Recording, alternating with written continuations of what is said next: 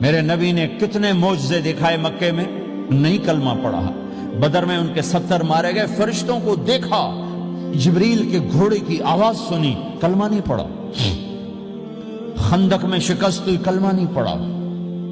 پانی نکلتے دیکھا، انگلیوں سے کلمہ نہیں پڑھا۔ ایک بکرے کا ایک بازو پکایا، ایک بازو بکرے کا، ایک اگلا جو بازو ہوتا، اور 40 آدمیوں نے کھانا کھایا اور ایک بوٹی کم نہیں ہوئی، ایک بوٹی کم نہیں ہوئی، کلمہ نہیں پڑھا۔ لیکن جب میرے نبی نے کہا جاؤ معاف کیا تو سارے ہی کلمہ پڑھ گئے کہ واقعہ یہ اخلاق نبی کے ہو سکتے۔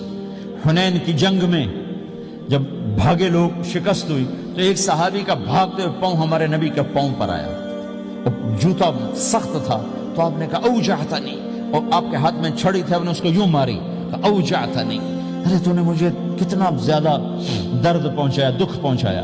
وہ بیچارے پگھل کے رہ گئے اور پریشان ہو گئے، اور فرماتے ہیں سارا دن میں پریشان، ساری رات پریشان کہ اللہ کے نبی کو میں نے تکلیف پہنچائی، اب میرا کیا بنے گا۔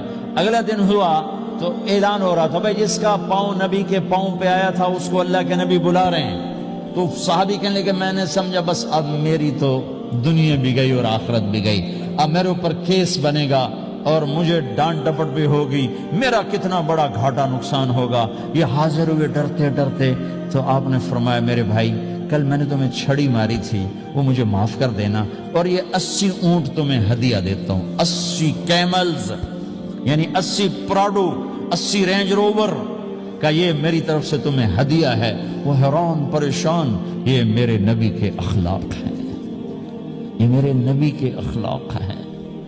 کانٹے بچھانے والی نے 4 دن آنا چھوڑ دیا، بیمار ہو گئی تھی، تو آپ نے کہا کیا بات ہے، وہ ہمارے راستے میں اب کانٹے کوئی نہیں ہیں، کہا یہ وہ بیمار پڑی ہے جو کانٹے بچھاتے تھے۔ تو آپ اس کے گھر چلے گئے، ماں جی خیریت تو ہے، آپ ٹھیک تو ہیں؟ کہا بیٹا مجھے کلمہ پڑھا دے، بس تیرے اخلاق نے مجھے فتح کر لیا ہے۔ میرے بھائیوں یہ چیپٹر بھول چکے ہیں، بھول چکے ہیں، بھول چکے ہیں۔ جب تک یہ چیپٹر زندہ نہیں ہوگا زندگی اسلامی نہیں بنے گی، معاشرہ اسلامی نہیں بنے گا، اور آگے قوموں کے لیے اسلام کا دروازہ نہیں کھلے گا۔ ہمیں معاف کرنا آتا ہو، ہمیں گالی دینے والے کو دعا دینا آتا ہو، غیبت کرنے والے کی تعریف آتی ہو، اور غیبت کرنے سے، غیبت سننے سے اپنے آپ کو ایسے بچاؤ جیسے زہر سے بچاتے ہو، اسے آگ سے بچاتے ہو۔